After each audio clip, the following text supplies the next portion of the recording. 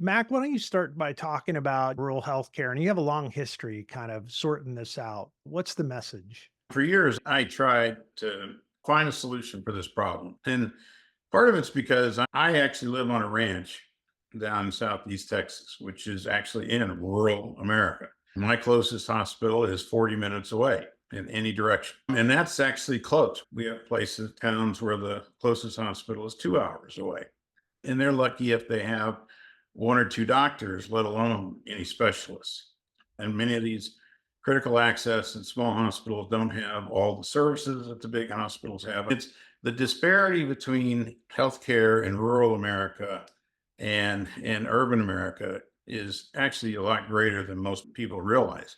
And even though we've made a lot of progress, probably in the last decade, with things like telehealth and other things that have allowed us to push some of that out there at the fringe, it still isn't where you would expect it to be. And so, in my kind of semi-retirement, I've made it my cause to try to work on this problem. And so I look for companies that are actually developing technology that will help get healthcare, quality healthcare out to rural America. And I look for models that will do that.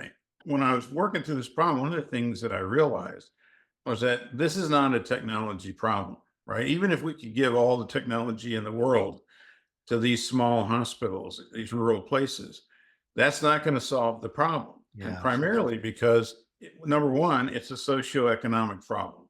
And so when I saw the announcement with respect to those companies that wanted to give free technology to the small hospitals, I thought, on one hand, this is really good. This is nice. This is a great gesture, right? I'm not trying to play that down at all. But the other part of me said, number one, it was only for a year. How are they going to pay for it in year number two? Will the infrastructure they have even support these tools? And some of them won't. Hmm. And is anybody going to fix that so they can have these things? And even if they get this stuff, who's going to run it? Who's going to implement it? Who's going to administer it? Who's going to manage it? Who's going to monitor it? And I just found myself going, once again, we're solving the wrong problem.